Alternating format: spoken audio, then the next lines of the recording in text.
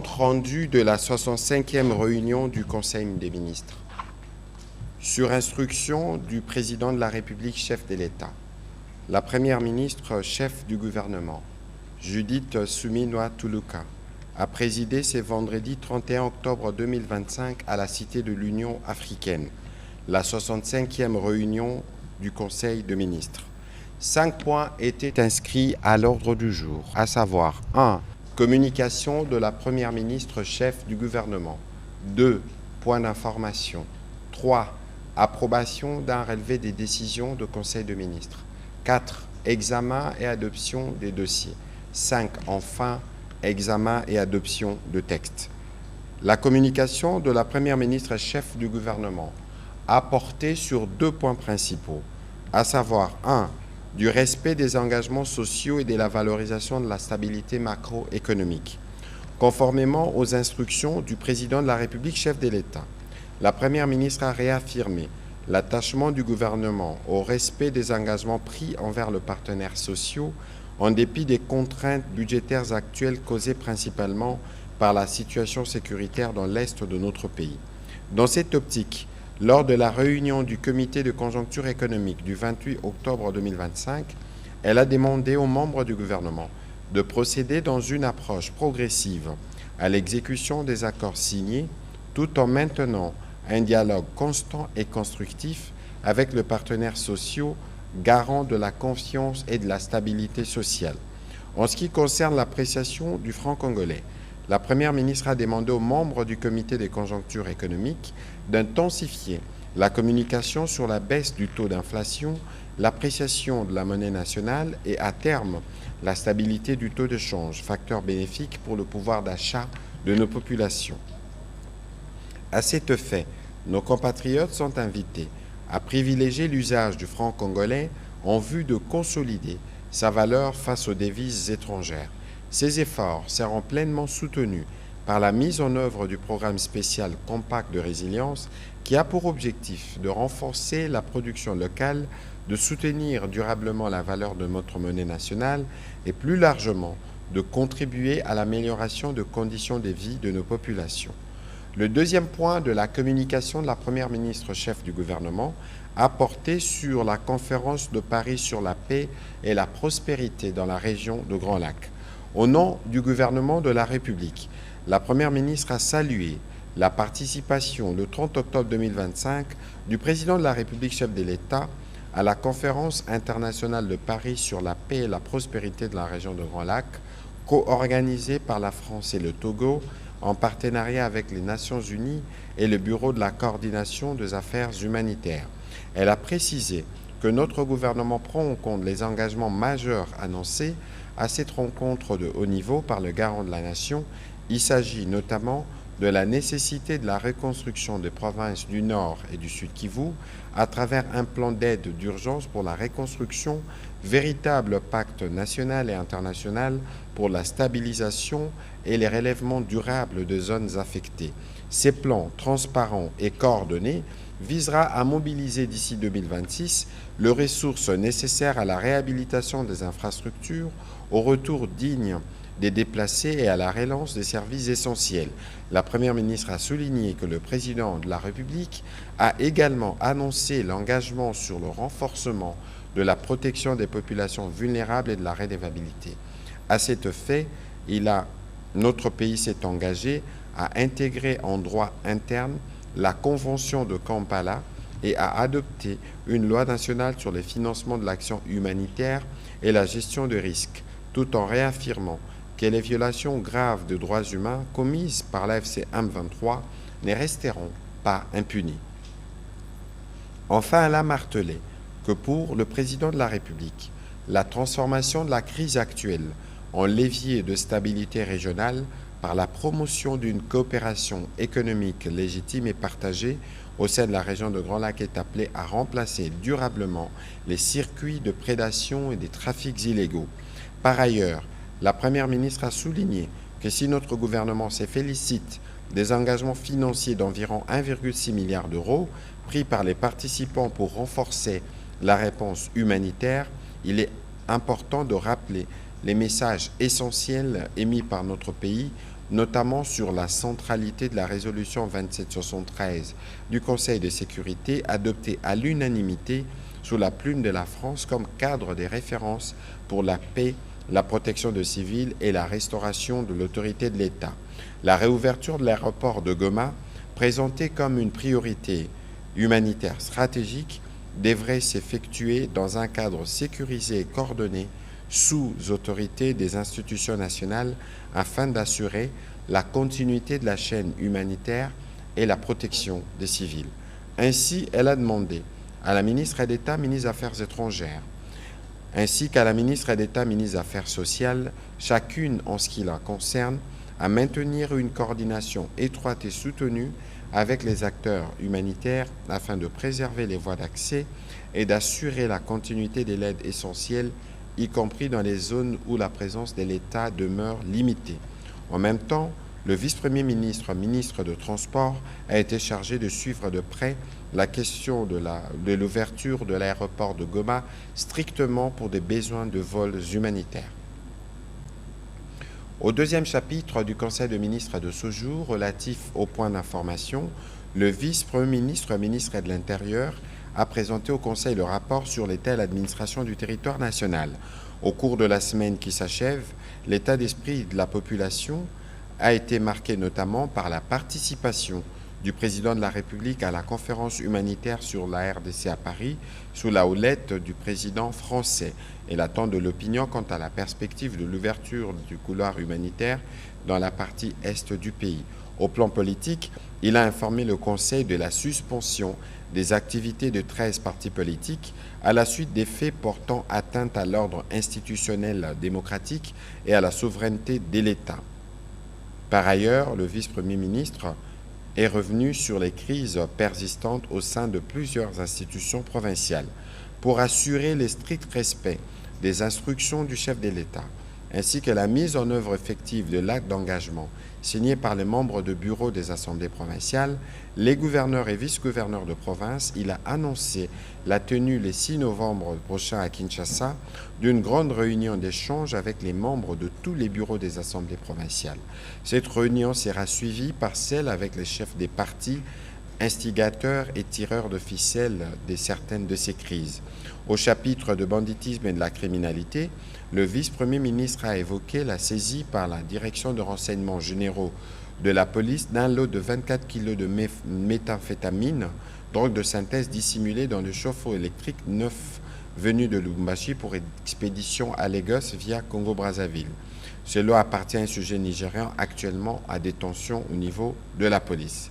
La cargaison a été évaluée à près de 1,1 860 000 $ américains. Les investigations se poursuivent afin de démanteler tous les réseaux de ces trafiquants de drogue. Pour terminer, le vice-premier ministre a brossé quelques cas de sinistres et incendies enregistrés à Kinshasa dans la concession de protestants à Kitambo Magasin, ainsi que par la situation aux frontières où il est fait état des inquiétudes de la population à la suite notamment du refoulement massif des compatriotes en séjour irrégulier en Angola. Toujours sur ces chapitres sécuritaires, le vice-premier ministre, ministre de l'économie faisant l'intérim du vice-premier ministre, ministre de la Défense nationale, a fait le point de la situation opérationnelle et sécuritaire dans les provinces du Nord et du Sud Kivu, ainsi que les actions menées par les forces armées de la République démocratique du Congo en Ituri contre le groupe armé, mais aussi celles menées dans les triangles Congo central, ville-province de Kinshasa, où la traque se poursuit sans relâche contre les insurgés Mobondo et en vue de neutraliser certains foyers aux abords de Maluku. Évolution de la situation récente sur le marché d'échange ainsi que de biens et services. Intervenant comme invité, le gouverneur de la Banque centrale du Congo a passé en revue l'évolution de la situation récente sur le marché d'échange ainsi que de biens et services caractérisés par la poursuite de l'appréciation du franc congolais. Au cours de la 4e semaine d'octobre 2025, le taux d'inflation hebdomadaire s'est situé à moins 1,37% contre moins 1,88% la semaine dernière. En cumul et en glissement annuel, la désinflation s'est poursuivie avec de taux respectifs de 1,33% et 2,53% contre 10,50% et 14,56% à la période correspondante de 2024, soit des niveaux nettement inférieurs à la prévision de l'année fixée à 7,8%. À l'ouverture de la journée du 24 octobre 2025, le taux d'échange s'est établi à 2233,27 francs congolais le dollar américain sur le marché interbancaire et à 2269,72 francs congolais en parallèle. En rythme hebdomadaire, le franc congolais s'est déprécié de 0,64% à l'indicatif et de 2,64% en parallèle.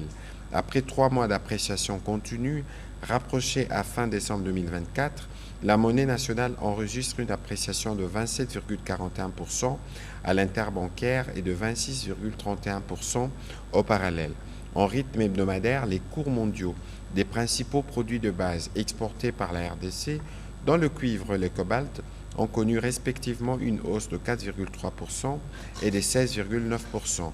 Au regard des facteurs de risque internes et externes, le gouverneur de la Banque centrale du Congo a formulé des recommandations, notamment le maintien de la vigilance sur le marché des changes afin d'anticiper toute tension éventuelle, le renforcement de la coordination de politiques conjoncturelles, la révisitation des allègements fiscaux accordés aux opérateurs économiques afin de renforcer les efforts de mobilisation de recettes publiques, travailler ensemble pour promouvoir l'utilisation accrue de la monnaie nationale et enfin poursuivre la diversification de l'économie afin de réduire la dépendance au secteur minier et d'accroître la résilience face aux chocs externes.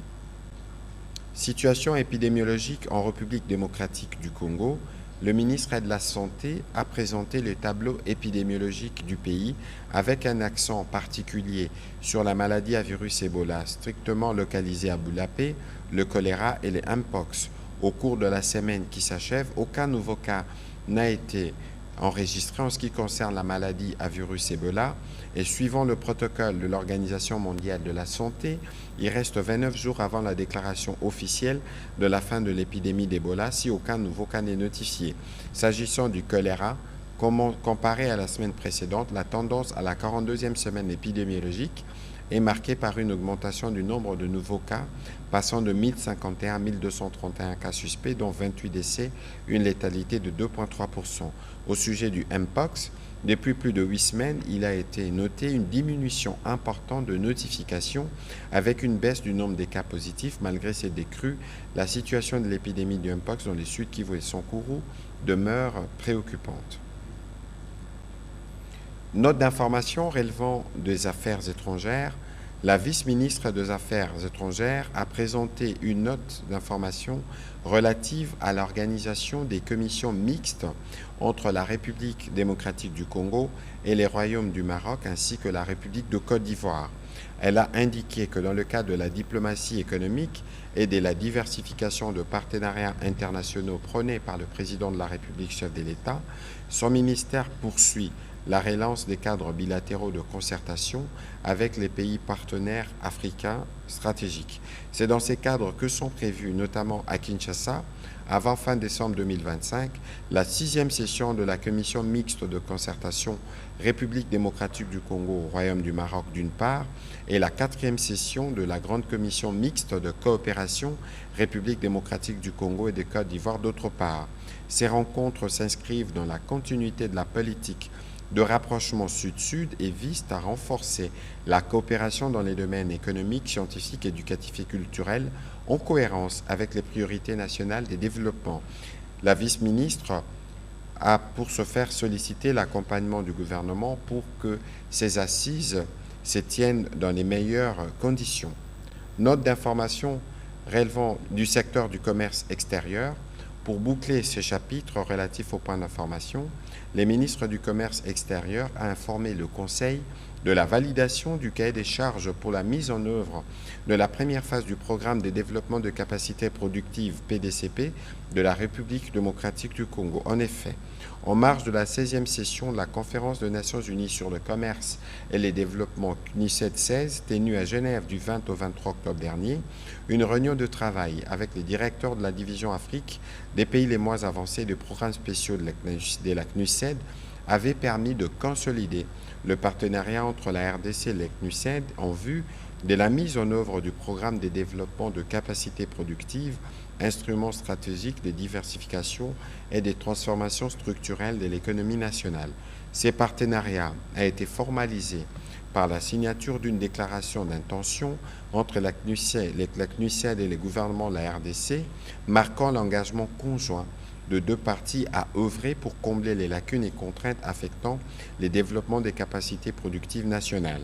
Dans les prolongements de cette signature, la CNUSED a adressé une correspondance officielle confirmant la validation de la déclaration d'intention et détaillant les étapes préparatoires à la mise en œuvre du programme de développement de capacités productives. La première phase du dit programme vise notamment à former les statisticiens nationaux à l'utilisation de l'indice de capacité productive, à mener une évaluation nationale de ces lacunes et élaborer un programme holistique de développement de capacités productives validé au niveau national. Le ministre du Commerce extérieur a sollicité à son tour l'accompagnement du gouvernement pour la réalisation de cette première phase. Au 4e chapitre du Conseil des ministres de ce jour, relatif à l'examen et à l'adoption des dossiers, 3 dossiers ont été soumis. Le premier dossier relevant du secteur de l'intérieur, qui a été traité par les membres du Conseil, était lié à la politique nationale de gestion de risques de catastrophe présentée par le vice-premier ministre, ministre de l'Intérieur. Cette politique exprime une vision d'une République démocratique du Congo résiliente qui s'appuie sur une gouvernance claire et inclusive de gestion de risques de catastrophe intégrée dans les priorités des développements durables à l'horizon 2050. Elle appuie la mise en place sur l'ensemble du territoire national d'un système intégré, coordonné et inclusif des gestions des risques de catastrophe et des mécanismes institutionnels adaptés et compréhensibles avec une répartition précise de responsabilités entre les différents secteurs et niveaux de l'État. Elle définit 4 priorités stratégiques adaptées au cadre de Sendai 2015-2030 et contextualisées pour la RDC, à savoir la compréhension des risques de catastrophe, le renforcement de la gouvernance de risques de catastrophe, l'investissement dans la réduction des risques pour la résilience et le renforcement de la prévention, de la réparation et de la réponse d'un relèvement résilient. La mise en œuvre de cette politique sera progressive sur 25 ans, soit de la période 2025-2050. La soutenabilité des financements repose sur une combinaison d'instruments nationaux et internationaux. En adoptant cette politique, la République démocratique du Congo s'engage dans une approche globale coordonnée et tournée vers l'avenir de la gestion des risques de catastrophe. Cette approche vise d'une part à rompre avec une logique des réactions permanentes pour instaurer une culture de prévention, des résiliences et des développements durables et d'autre part à protéger sa population, son économie et son environnement tout en contribuant aux efforts régionaux et mondiaux de renforcement de la résilience. Après débat et délibération, ce dossier a été adopté.